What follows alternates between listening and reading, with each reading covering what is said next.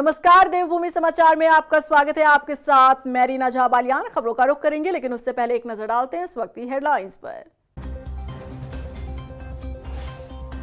पंचतत्व में विलीन हुए पूर्व सीएम बीसी खंडूड़ी। हरिद्वार के खड़खड़ी घाट पर राजकीय सम्मान के साथ हुआ अंतिम संस्कार। बेटे मनीष ने दी मुखाग्नि। लैंसडाउन से बीजेपी विधायक महेंद्र दिलीप रावत का बयान। खुद को पहाड़ी बताने वाले नेताओं पर साधा निशाना। कहा, बच्चों को नोएडा में सेटल करने वाले जय पहाड़ी का लगा रहे नारा। हरिद्वार के गंगनहर में चिकन बिरयानी फेंकने का वीडियो वायरल। संत समाज ने जताई कड़ी नाराजगी। बताया, आस्था के साथ खिलवाड़। पुलिस प्रशासन से की सख्त कार्रवाई की मांग। रुड़की में हुए ब्लाइंड मर्डर का खुलासा। 48 घंटे में पुलिस ने 5 आरोपियों को दबोचा। 2 अब भी फरार। चप्पे चप्पे पर हो रहे तलाश।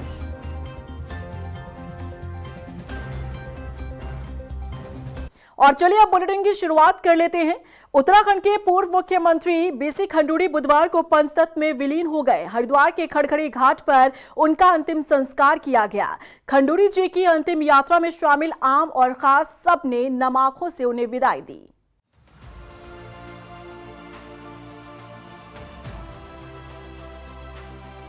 उत्तराखंड के पूर्व मुख्यमंत्री भुवन चंद्र खंडूड़ी आज पंचतत्व में विलीन हो गए।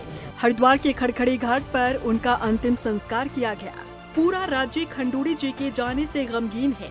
देहरादून स्थित उनकी आवास से जब मेजर साहब की अंतिम यात्रा निकली तो सड़कों पर जनरल भुवन चंद्र खंडूड़ी अमर रहे के नारे गूंजने लगे। खंडूड़ी साहब अमर रहे, बीसी खंडूड़ी साहब अमर रहे। करीब 7 किलोमीटर लंबी मेजर खंडूड़ी की अंतिम यात्रा उनके आवास से बीजेपी प्रदेश मुख्यालय पहुंची, जहां बीजेपी कार्यकर्ता, समर्थक और आम जनता ने भी नम आंखों से अपने नेता को विदाई दी।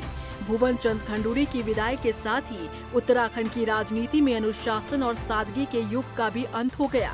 उपराष्ट्रपति सीपी राधाकृष्णन भी मेजर खंडूड़ी को श्रद्धांजलि देने के लिए पहुंचे। भुवन चंद्र खंडूड़ी के बेटे मनीष खंडूड़ी और पूर्व मुख्यमंत्री तीरथ सिंह रावत के साथ ही सूबे के मुखिया पुष्कर सिंह धामी ने खुद खंडूड़ी जी के पार्थिव शरीर को कांधा दिया।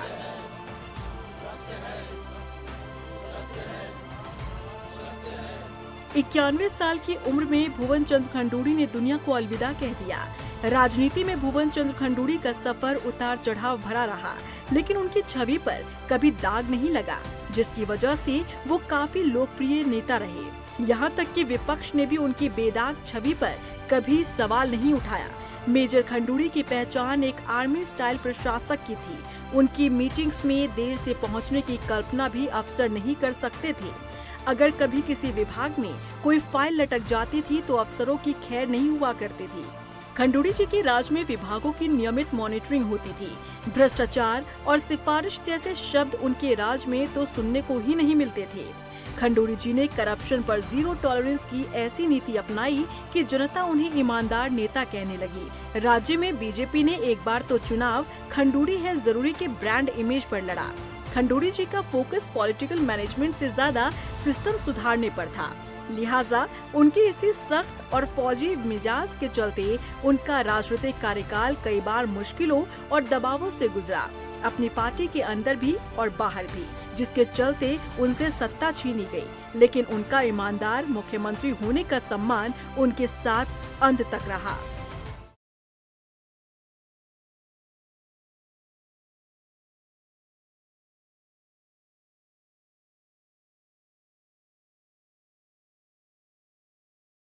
बीसी खंडूड़ी का सेना की वर्दी से लेकर मुख्यमंत्री की कुर्सी तक का सफर उत्तराखंड ही नहीं, देश की राजनीति में भी एक मिसाल माना जाता है। एक नजर डालते हैं उत्तराखंड के पूर्व मुख्यमंत्री बीसी खंडूड़ी के सफरनामे पर। सेना की वर्दी से लेकर मुख्यमंत्री की कुर्सी तक का बीसी खंडूड़ी का सफर उत्तराखंड ही नहीं, बल्कि देश की राजनीति में भी एक मिसाल माना जाता है। एक नजर डालते हैं बीसी खंडूड़ी के सफर पर।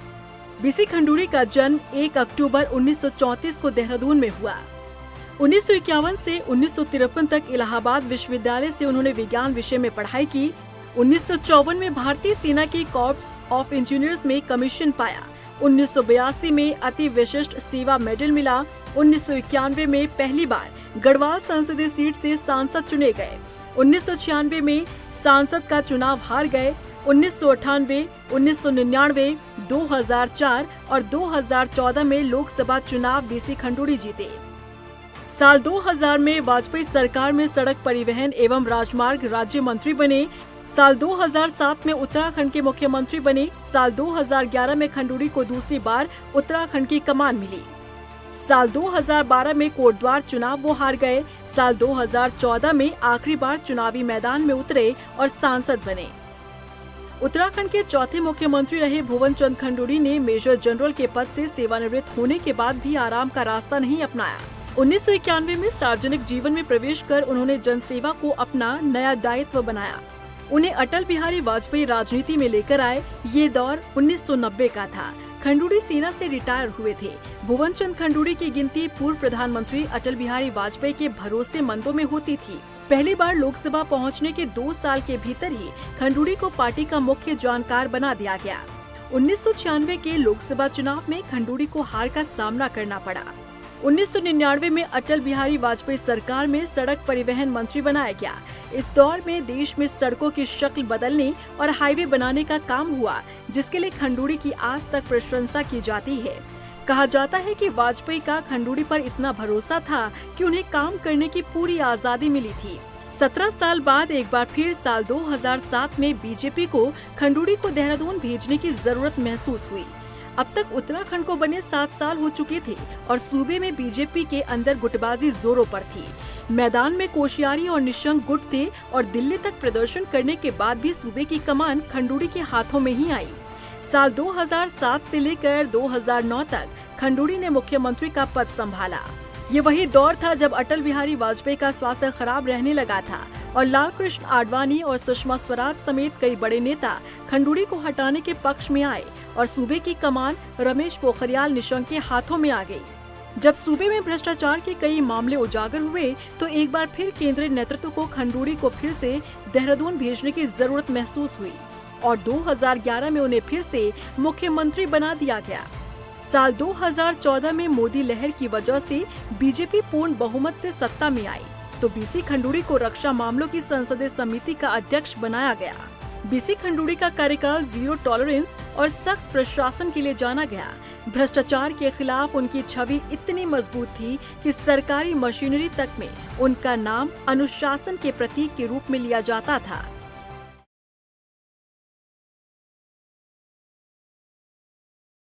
क्या 2027 चुनाव से पहले पहाड़ वर्सेस मैदान की राजनीति तेज हो गई है? आखिर क्यों विधायक दिलीप रावत यूकेडी नेताओं पर तंज कस रहे हैं? बड़े बड़े बयान देकर विधायक किसे आईना दिखा रहे हैं और क्या है जय पहाड़ी नारा जिसका विधायक जिक्र कर रहे हैं? देखिए इस रिपोर्ट में। कि क्या बोल गए विधायक दिलीप रावत? 2027 चुनाव में मैदान वर्सेस पहाड़ की लड़ाई। किसने दिया जय पहाड़ी का नारा? किस नेता की ओर विधायक का इशारा? 2027 चुनाव की लड़ाई अब मैदान वर्सेस पहाड़ की हो गई है, जो लैंसडाउन की राजनीति में कोई नया मोड़ ला सकती है। तभी तो विधायक दिलीप रावत जनता के सामने नेताओं की पोल पट्टी खोल रहे। पहले आप उनका ये वीडियो देखिए। अब नया नारा हो गया, तुम सुनो, बोला नया नारा हो गया। बाल बच्चा नोएडा, दिल्ली और बुराड़ी, अरे बोला थी जय पहाड़ी जय पहाड़ी। अब जो है नारा बाल बच्चा नोएडा, गाजियाबाद, दिल्ली बुराड़ी और बना थी जय पहाड़ी ढंडल लेकर छो जतका नेता युगड़ी गज का उम्र में तुम्हें गिनिंग बता दो, 3 नेता एक बीची उनका दियो का बच्चा दिल्ली में गाजियाबाद, बच्चे दिल्ली, गाजियाबाद, बुराड़ी और यहाँ कह रहे जय पहाड़ी जय पहाड़ी। विधायक जी तो अब सीधे उन नेताओं पर कटाक्ष कर रहे जिनके बच्चे बाहरी राज्यों में रह रहे। विधायक जी साफ कह रहे हैं कि यहाँ नेता पहाड़ियों के नाम पर राजनीति कर रहे, लेकिन खुद उनके बच्चे पहाड़ों में नहीं रहना चाहते हैं। मतलब विधायक जी पहाड़ प्रेमी है, पर कुछ नेता सिर्फ पहाड़ के नाम पर अपनी राजनीतिक रोटियां सेक रहे। आखिर कौन है वो नेता और किन की तरफ विधायक दिलीप रावत इशारा कर रहे? कौन है जिनके बच्चे यहाँ आने को तैयार नहीं है, लेकिन नेता क्षेत्र में पहाड़ प्रेम का प्रचार कर रहे हैं? उनका दियो का बच्चा दिल्ली में दिखाई गया हाँ और दिल्ली वगैरह बोलती है मैं पूछो गिन लो उनका बच्चा करती बोलो बाहर तक नहीं आनी उनके आपको यहाँ पर जे बार बोले यहाँ पर बाहर नहीं आनी चाहिए अब वो चाहूँ कि सर विधानसभा में बोले पाए। नेताजी चाहते हैं पूरी विधानसभा के लोग उनकी बात सुने, लेकिन नेता की बहू तक उनके बुलाने पर नहीं आती है। ये कटाक्ष विधायक दिलीप रावत यूकेडी के नेताओं पर कर रहे। कौन है वो दो नेता जिनका नाम विधायक दिलीप रावत उंगलियों पर गिना सकते हैं कि उनका पहाड़ प्रेम सिर्फ चुनावी राजनीति है। विधायक जी अपने बयान में नाम तो नहीं ले रहे, पर यूकेडी के नेताओं की ओर इशारा कर बड़ा बयान दे रहे हैं। वहीं दिलीप रावत के बयान पर कांग्रेस ने कटाक्ष किया है। कांग्रेस प्रदेश अध्यक्ष गणेश गोदियाल का कहना है कि अगर कोई बाहर रहकर भी पहाड़ करता है तो पहाड़ के प्रति उनकी चेतना जागृत है। दिलीप रावत जी राजनेता हैं, विधायक हैं। दिलीप रावत जी को पूछा जाना चाहिए कि अगर कोई बोराड़ी में या दिल्ली में होके भी पहाड़ करता है तो इसका मतलब है कि वो आदमी पहाड़ की प्रति उसकी चेतना जागृत है। ये अलग बात है कि हम राजनीतिक लोग, उसमें दिलीप रावत जी भी शामिल हैं, हम सत्ता में रहते हुए उन लोगों को वो मौके उत्तराखंड में उपलब्ध नहीं करा पाए जिन मौक़ों की तलाश में वो दिल्ली चले गए। अभी भी समय है कि दिलीप रावत जी इसके लिए प्रयास करें। अभी उन्हीं के विधानसभा क्षेत्र में एक तरफ से कॉर्बेट का दरवाज़ा खोलने के लिए लोग आंदोलन कर रहे हैं। उनकी विधानसभा में बतेरे ऐसे गांव हैं जिन गांव में कॉर्बेट में जाने के लिए, मतलब कॉर्बेट की वजह से उन गांव में जाने के लिए अप्रोच रोड नहीं है। 2027 चुनाव नजदीक है, ऐसे में सभी नेता जनता को साधने की कवायद में जुट चुके हैं। यूकेडी भी इस बार थर्ड फ्रंट के रूप में उभरते हुए नजर आ रही है। ऐसे में यूकेडी नेताओं पर विधायक का ये कटाक्ष साफ जाहिर करता है कि चुनावी रण में सीट जीतने की जद्दोजहद शुरू हो चुकी है। अब देखने वाली बात ये होगी कि जनता किसका साथ देती है।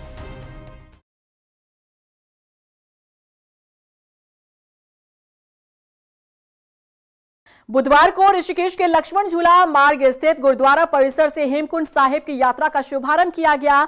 दिल्ली के उपराज्यपाल सरदार तरनजीत सिंह संधू के नेतृत्व में पहले जत्थे को रवाना किया गया।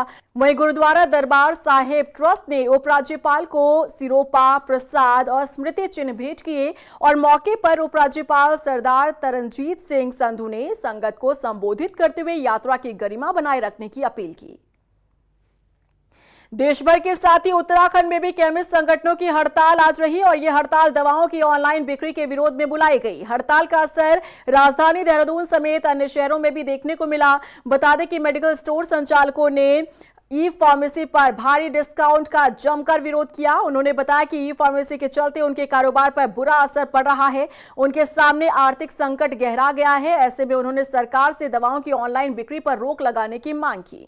निवेदन यह है कि ऑनलाइन बिक्री पूर्ण रूप से बंद करें और मंगलौर के सभी केमिस्ट साथियों से निवेदन यह है कि अपनी एकजुटता का परिचय दें और इस बंद का आह्वान पूर्ण रूप से सहयोग करें। बंद का आह्वान है जिसमें हमारे पूरा देश में जितने मेडिकल स्टोर हैं लगभग सभी बंद रहेंगे और हम भी उसी चैन में अपनी मंगलौर केमिस्ट स्टेशन की तरफ से इसको बंद कर रहे हैं। ये बंद हमारा ऑनलाइन बिक्री के विरोध में है। रुद्रपुर में कांग्रेस पार्षदों और कार्यकर्ताओं ने शहर में हो रही बिजली कटौती के विरोध में प्रदर्शन किया। नाराज लोगों ने नगर निगम स्थित डीजीएम कार्यालय का घेराव किया। प्रदर्शनकारियों ने आरोप लगाया कि क्षेत्र में विद्युत सप्लाई में सुधार के नाम पर कटौती की जा रही है। क्षेत्र में 8 से 10 घंटे बिजली गुल रहती है। इस वजह से स्थानीय लोग परेशान हैं। उनका कहना है कि यदि व्यवस्था पटरी पर नहीं आई तो आने वाले दिनों में आंदोलन किया जाएगा। विभाग द्वारा बहुत ज्यादा गुंडागर्दी चल रही है, बहुत गुंडागर्दी है। ना ये बिजली दे रहे हैं और विद्युत कटौती के नाम पे इन्होंने बेवकूफ बना रखा है। सही कौन करेगा? वैसे ही करूंगा क्या? हम कहना चाहते हैं कि रुद्रपुर शहर के अंदर त्राही मची हुई शहर को हमारी बिजली कटौती को लेकर। आखिर क्यों त्राही मची है? ये ऊर्जा प्रदेश है हमारा। आखिर ऊर्जा प्रदेश कर क्या कर है? हमारे अधिकारियों की फौज क्या कर रही है? हमारे एससी महोदय, हमारे एसडीओ है, हमारे एक्सएन है, हमारे जेई है, क्या कर रहे हैं? नर्सिंग एकता संघर्ष समिति ने सरकार से स्थायी भर्ती नियमावली को लागू करने की मांग की है। अभ्यर्थियों का कहना है कि बार बार भर्ती प्रक्रिया के नियमों में हो रहे बदलाव के कारण योग्य अभ्यर्थियों को मौका नहीं मिल पा रहा है। नर्सिंग अभ्यर्थियों ने साल 2020 में हुई भर्तियों का जिक्र करते हुए बताया कि विभाग ने वरिष्ठता के आधार पर 3000 पदों पर भर्ती की, जिस वजह से जूनियर अभ्यर्थियों को मौका नहीं मिल पाया। ऐसे में उनकी सरकार से मांग है कि वो सालवार भर्ती नियमावली को लागू करे। अचानक से जो हमारे सीनियर हैं उन्होंने क्या किया कि धरना शुरू कर दिया कि इस भर्ती को वर्षवार कराने की वो करो। हमने कोई विरोध नहीं किया, हम भी उनके साथ खड़े रहे कि ये वर्षवार होनी चाहिए। लेकिन अब उसमें जो हमारे सीनियर्स छूट गए हैं, जैसे जो अभी धरना चल रहा था 6 महीने हो गए वो छूट गए हैं, लेकिन उनके साथ ऐसा अन्याय क्यों?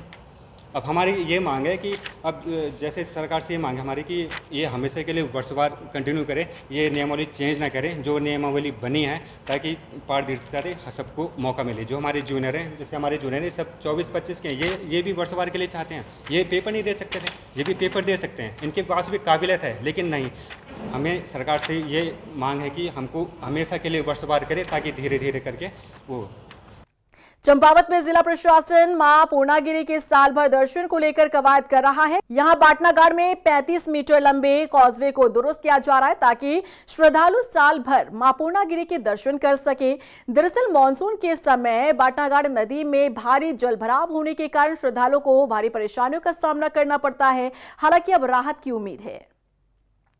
धर्मनगरी हरिद्वार से गंगनहर में चिकन बिरयानी फेंकने का मामला सामने आया है। घटना ज्वालापुर की बताई जा रही है। वायरल वीडियो में साफ देखा जा सकता है कि 2 युवकों ने ड्रम में भरी बिरयानी को गंगा में फेंका, जिसका वीडियो स्थानीय लोगों द्वारा बनाया गया, जो अब सोशल मीडिया पर भी वायरल हो रहा है। बता दें कि वायरल वीडियो को लेकर संत समाज में भी नाराजगी है। संत समाज ने इसे धार्मिक भावनाओं के साथ खिलवाड़ बताया है। उन्होंने आरोपियों के खिलाफ सख्त कार्रवाई की मांग की है। माँ गंगा की अविरलता, निर्मलता, उसकी शुद्धता बहुत आवश्यक है। और जिस प्रकार से ये एक वीडियो हरिद्वार ज्वालापुर से वायरल हो रहा है, नॉनवेज की बनी सामग्री माँ गंगा में डालकर एक प्रकार से ये हिंदू धर्म को अपवित्र करने की एक साजिश है, षड्यंत्र है। कि कुंभ क्षेत्र में पूरा बड़ा क्षेत्र आता है, व्यवस्थाओं के मद्देनजर बड़ा क्षेत्र कुंभ का किया जाता है। मैं फिर कह रहा हूँ कि वहाँ अन्य लोग भी, मैं कह रहा हूँ श्रद्धालु नहीं, स्थानीय लोग भी स्नान करते हैं और भी लोग करते हैं, लेकिन क्यों ऐसी जगहों पर जानबूझ पर जितना भी है गंगा का जल तो जिसमें भी मिले, एक पात्र में मिल जाता है, तो उसको भी हम एक साधारण जल में भी गंगा की 2 बूंदें मिल जाएंगी तो हम उसको गंगा जल मान लेंगे, तो गंगा से ही तो निकल कर जा रहा है। लेकिन इस प्रकार की चीजें करना बिल्कुल ये माफी योग्य नहीं है। चंपावत में फलदार पेड़ों से बेमौसम गिर रहे फलों ने किसानों और बागवानों की चिंता बढ़ा दी है। किसानों का आरोप है कि उद्यान और कृषि विभाग की हिला हवाली के चलते उन्हें भारी नुकसान झेलना पड़ रहा है। पेड़ों में फूल आने के बाद फल तैयार तो हो रहा है, लेकिन 10 से 15 दिनों में गिर जाता है। बागवानों का कहना है कि यदि समय रहते उद्यान और कृषि विभाग ने संज्ञान नहीं लिया तो आने वाले दिनों में हालात और भी खराब हो सकते हैं। अरे मैं तो रो रही हूँ सुबह शाम पेड़ों के लिए, पानी भी डाल रही हूँ, गोबर भी डाल रही हूँ, खाद भी दे रही हूँ, सब कुछ दे रही हूँ, उसके बाद भी रो रही हूँ। अब आज से वो दराती ले जा करके काटने हैं, उनको सब फेंक देती हूँ। वो सुविधा तो हमको मिल नहीं पा रही, पता नहीं कहाँ से लगवा दिए लड़के ने पेड़। कभी कोई आता ही नहीं है, किसी ने लोग बाहर कह दिया, कोई पूछने वाला ही नहीं है। यहाँ तो हर साल फूल आते हैं, उसके बाद फटाफट सब गिर जा रहे हैं, एक भी नहीं बच रहा है। तो आप ऑफिसों में गए कभी? ऑफिसों में उधर नहीं गया, एक बार फोन किया था, आएंगे कर रहे थे, कोई आया ही नहीं है। रुड़की के राजेंद्र नगर में समुदाय विशेष के युवक पर युवती के साथ अश्लील हरकत करने का आरोप लगा है। मामला 2 समुदायों से जुड़ा होने की वजह से हिंदू संगठन के कार्यकर्ताओं ने हंगामा किया और युवक को जमकर पीटा। वहीं सूचना मिलते ही मौके पर पहुंची पुलिस ने आरोपी को हिरासत में लिया है और पुलिस पीड़िता की शिकायत पर मामले की जाँच कर रही है। देखिए, पीड़िता ने ये कंप्लेन करी कि उसका जानने वाला है, मित्र है, वो उसको किसी बहाने वहाँ लेके गया और उसने उसके साथ छेड़खानी मोलेस्टेशन किया। उसमें हमने FIR पंजीकृत कर ली है, अभियुक्त को हमने अरेस्ट कर लिया था, डिटेन कर लिया था। बाकी इन्वेस्टिगेशन आगे चल रही है, दोनों बालिग हैं और जो कंप्लेन के तथ्य इंग्रेडिएंट हैं उसके हिसाब से आगे लीगल कार्रवाई चल रही है। सर जिस तरह से लोगों ने हंगामा काटा था, कह रहे दोनों ऐसे हंगामा वाली कुछ लोग ऐसा हाँ कुछ आक्रोश था, लेकिन दो थाने में आकर के चूंकि लीगल कार्रवाई सब हो चुकी है तो उसके हिसाब से आगे सारी चीजें डिस्पोज हो। उधम सिंह नगर के रुद्रपुर में पुलिस ने आईपीएल में हो रही ऑनलाइन सट्टेबाजी का बड़ा खुलासा किया है। रुद्रपुर एसओजी और ट्रांजिट कैंप पुलिस की संयुक्त टीम ने दिल्ली निवासी एक सट्टा संचालक को गिरफ्तार किया। बता दें कि मुखबिर की सूचना पर पुलिस ने घेराबंदी कर आरोपी को रंगे हाथों पकड़ा। पूछताछ में आरोपी ने बताया कि वो सुनसान जगह पर वाहन खड़ा कर ऑनलाइन सट्टा संचालित करता था। मामले में एसएसपी ने कहा कि युवाओं को बर्बाद करने वाले अपराधियों को किसी भी कीमत पर बख्शा नहीं जाएगा। एवं एसओजी की टीम द्वारा आज एक संयुक्त कार्रवाई की गई है, जिसमें एक सट्टा खेलने वाला अभियुक्त और खिलाने वाला अभियुक्त जो पालम दिल्ली का रहने वाला है उसे गिरफ्तार किया गया है। अभियुक्त के पास से एक कार बरामद की गई है, जिसमें एक लैपटॉप, जिसके द्वारा लैपटॉप के माध्यम से यह कार्रवाई की जाती थी। साथ में 5 मोबाइल जब्त किए गए हैं। इसके साथ साथ अभियुक्त के पास से 92,000 रुपए कैश बरामद किया गया है। पुलिस इसमें यह भी देख रही है कि इसके साथ साथ कौन और व्यक्ति इसके साथ साथ लिंक करके ये सारे काम किए जाते थे। रुड़की के भगवानपुर में पुलिस ने 48 घंटे में ब्लाइंड मर्डर का खुलासा करते हुए 5 आरोपियों को गिरफ्तार किया है, जबकि 2 आरोपी अब भी फरार बताए जा रहे हैं। जांच में सामने आया कि मृतक कलीम और उसका भाई कामिल काम की तलाश में भगवानपुर आए थे, जहां एक होटल में विवाद के बाद युवकों ने दोनों भाइयों को बेरहमी से पीटा। इस दौरान कामिल तो मौके से फरार होने में कामयाब रहा, लेकिन कलीम को आरोपियों ने पीट कर मौत के घाट उतार दिया और फिर शव को नदी के पास फेंक दिया। 18 तारीख की शाम तक हमें कुछ हुलिये मिले।